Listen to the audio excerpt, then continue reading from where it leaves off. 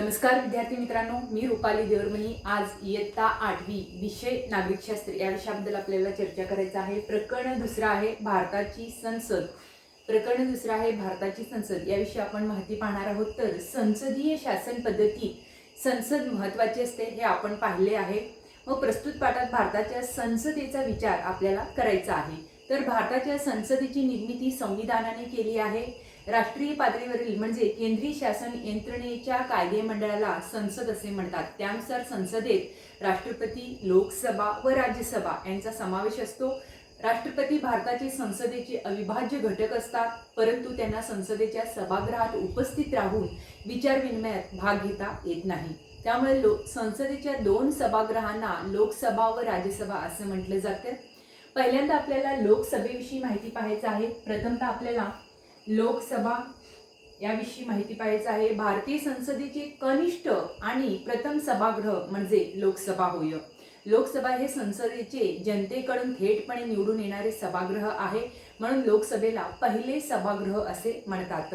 लोकसभेच्या निवडणुकीसाठी भौगोलिक मतदारसंघ निर्माण केलेले आहेत। लोकसभेची मुदत 5 वर्षाची असते। लोकसभेच्या निवडणुका दर 5 वर्षांनी होतात।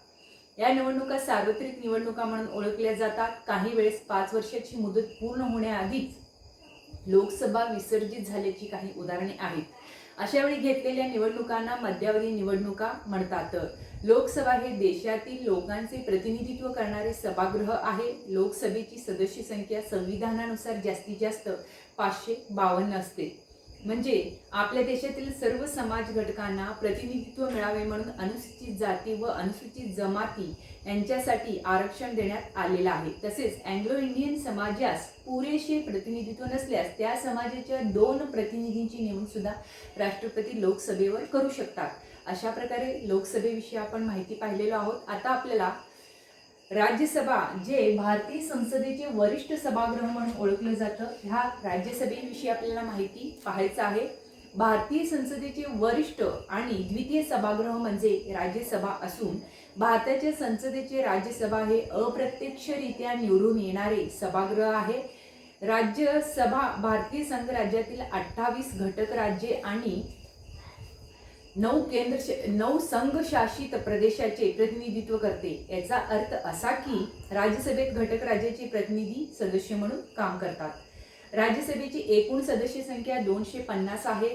यापैकी 238 सदस्य विविध घटक राज्ये आणि केंद्रशासित प्रदेशातून निवडून येतात। राज्यसभेत प्रत्येक घटक राज्याची सदस्य संख्या सारखी नसते। लोकसंख्येच्या प्रमाणात त्यांना राज्यसभेत प्रतिनिधित्व असते। उरलेल्या 12 सदस्यांची राष्ट्रपती नेमणूक करतात। ते तर साहित्याच्या क्षेत्रातील म्हणा, विज्ञान, कला, क्रीडा आणि सामाजिक कार्य इत्यादी क्षेत्रातील कामांचा प्रत्यक्ष अनुभव असणाऱ्या किंवा त्यांचे विशेष ज्ञान असणाऱ्या व्यक्तींपैकी काहींची राज्यसभेवर काय केलं जातं, राष्ट्रपती नेमणूक करतात। राज्यसभेवर सदस्यांची निवड प्रमाणशीर प्रतिनिधित्व पद्धतीने होते। अशा प्रकारे राज्यसभा कधीही एकत्रितपणे विसर्जित होत नाही, म्हणून ते कायमस्वरूपी सभागृह मानले जाते। अर्थात दर 2 वर्षांनी राज्यसभेतील 6 वर्षाचा कार्यकाल पूर्ण केलेले 1/3 सदस्य निवृत्त होतात आणि पुन्हा तितक्याच सभासदाची निवड केली जाते। टप्प्याटप्प्याने मोजक्याच संख्येने सदस्य निवृत्त होत असल्याने राज्यसभा सतत कार्यरत असते।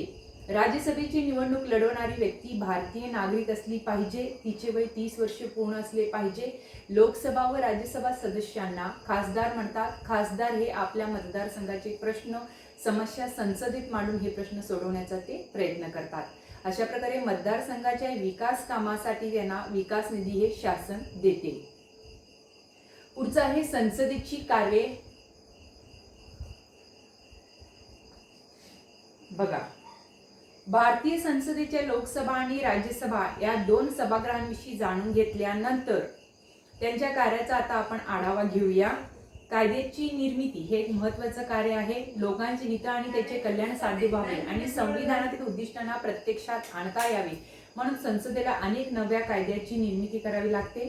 त्याचबरोबर कालबाह्य झालेले कायदे रद्द करावे लागतात। काही कायद्यात योग्य ते बदल करावे लागतात। कायद्याच्या निर्मितीची प्रक्रिया संविधानाने स्पष्ट केली आहे। त्यानुसार संसद हे आपली प्राथमिक किंवा मुख्य जबाबदारी पार पाडते। पुढचं आहे मंत्रिमंडळावर नियंत्रण। बघा, प्रधानमंत्री व त्याचे मंत्रिमंडळ संसदेतून निर्माण होते व संसदेचे त्याच्यावर नियंत्रण असते. म्हणजे नियंत्रणाचे विविध मार्ग संसदेला उपलब्ध असतात. संसदेला डावलून मंत्रिमंडळ कारभार करणार नाही हे पाहण्याची जबाबदारी संसदेवर असते. पुढचा आहे संविधान दुरुस्ती. भारताच्या संविधानात काही बदल करायचे झाल्यास संसद त्या संदर्भात निर्णय घेते. संविधानात दुरुस्ती करायचा प्रस्ताव महत्त्वाचा असतो. म्हणजे त्याच्या आवश्यकतेवर संसद चर्चा करून तो प्रस्ताव स्वीकारायचा की नाही हे ठरवते. भारताच्या संविधानात दुरुस्तीच्या पुढील पद्धती आहेत. एक, भारताच्या संविधानातील काही तरतुदी संसदेच्या साध्या बहुमताने बदलल्या जातात. काही तरतुदींना मात्र संसदेच्या विशेष बहुमताची 1/3 गरज असते. तर काही तरतुदी संसदेचे विशेष बहुमत अधिक निम्म्यापेक्षा अधिक घटक राज्याच्या मान्यतेने बदलल्या जातात. अशा प्रकारे संविधान दुरुस्ती करता येतं. दुसरं म्हणजे लोकसभेचे अध्यक्ष आहेत. बघा, लोकसभेच्या निवडणुका झाल्यानंतरच्या पहिल्या बैठकीत लोकसभेचे सदस्य आपल्यापैकी एकाची अध्यक्ष म्हणून निवड करतात आणि आणखी एकाची उपाध्यक्ष म्हणून ते निवड करतात. लोकसभेचे कामकाज लोकसभा अध्यक्षाच्या मार्गदर्शनानुसार आणि नियंत्रणाखाली चालते. लोकसभा भारतीय जनतेचे प्रतिनिधित्व करते आणि अध्यक्ष लोकसभेचे प्रतिनिधित्व करतात. अध्यक्षपदावर निवडून आल्यानंतर अध्यक्षाने संपूर्ण सभागृहाचे कामकाज अतिशय निपक्षपातीपणे चालवायचे असते. लोकसभेच्या सभासदांना लोकप्रतिनिधी या नात्याने काही हक्क आणि विशेष अधिकार असतात. त्याची जपणूक अध्यक्ष करतात. सभागृहाचे कामकाज सुरळीतपणे चालवणे, सभागृहाची प्रतिष्ठा राखणे, कामकाजविषयक नियमांचा अर्थ लावून त्यानुसार ते चालवणे इत्यादी कामेही अध्यक्षांना करावी लागतात.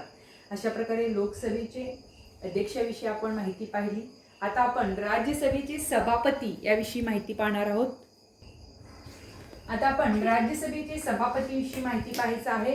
तर राज्यसभेचे संपूर्ण कामकाज सभापतीच्या नियंत्रणाखाली चालवले जाते. भारताचे उपराष्ट्रपती राज्यसभेचे पदसिद्ध सभापती असतात. म्हणजे उपराष्ट्रपती राज्यसभेचे पदसिद्ध सभापती असून राज्यसभा सभापतींनाही सभागृहात शिस्त राखणे म्हणा, चर्चा घडवून आणणे, सदस्यांना बोलण्याची संधी देणे इत्यादी कार्ये करावी लागतात. आता संसद कायदे कसे तयार करते याविषयी आपण माहिती पाहणार आहोत. तर संसद कायदे कसे तयार करते त्यामध्ये बघा, संसद कायदे कसे तयार करते, 3 वाचन आहेत त्याचे, ते आपण पाहणार आहोत. बघा, आपल्या देशात संसदेला कायदा करण्याचा अधिकार देण्यात आलेला आहे. म्हणजे कायदा तयार करण्यासाठी विशिष्ट पद्धत स्वीकारण्यात येते. त्या पद्धतीला कायदा निर्मितीची प्रक्रिया असे म्हणतात. बघा, कायद्याचा कच्चा मसुदा प्रथम तयार केला जातो. या कच्चा मसुद्याला किंवा आराखड्याला कायद्याचा प्रस्ताव किंवा विधेयक असं म्हटलं जाते. म्हणजे संसदेच्या सभागृहात सादर केली जाणारी विधेयके मुख्यतः 2 प्रकारची असतात. एक अर्थविधेयक आहे, दुसरं सर्वसाधारण विधेयक आहे. विधेयकाचे कायद्यात रूपांतर होण्यासाठी ते पुढील प्रक्रियेतून जावं लागते. पहिली प्रक्रिया आहे, हे विधेयकाचं कायद्यात रूपांतर होण्यासाठी पुढील प्रक्रियेतून जावं लागते. पहिली प्रक्रिया म्हणजे ते पहिलं वाचन असेल. बघा, संबंधित खात्याचा मंत्री किंवा संसद सदस्य विधेयक सादर करतो व विधेयक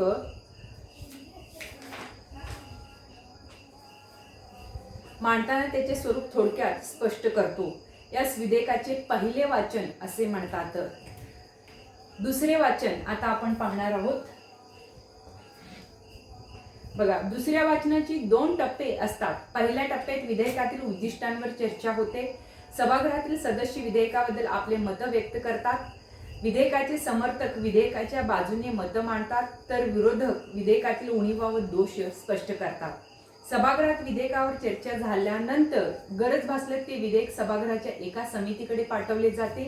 विधेयक निर्दोष व्हावे म्हणून सूचना व दुरुस्त्या सुचवणारा अहवाल समिती सभागृहाकडे पाठवते. अशा प्रकारे त्यानंतर दुसऱ्या वाचनाच्या दुसऱ्या टप्प्यात सुरुवात होते. या टप्प्यात विधेयकावर कलमवार चर्चा होते.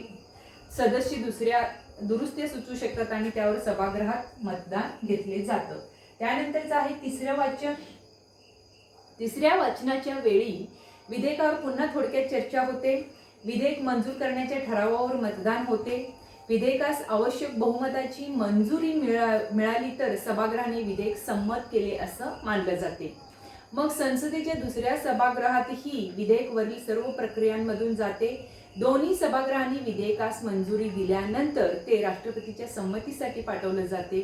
केंद्रात लोकसभा व राज्यसभा यांच्यात विधेयकाबद्दल मतभेद झाल्यास दोन्ही सदनांच्या संयुक्त अधिवेशनात विधेयकाचे भवितव्य ठरते.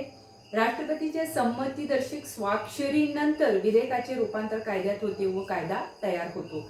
अशा प्रकारे विधेयकाचे कायद्यात रूपांतर कसं होते किंवा संसदेत कायदे कसे तयार होतात ह्याविषयी, ह्या प्रक्रियेविषयी आपण माहिती पाहिलेलं आहोत.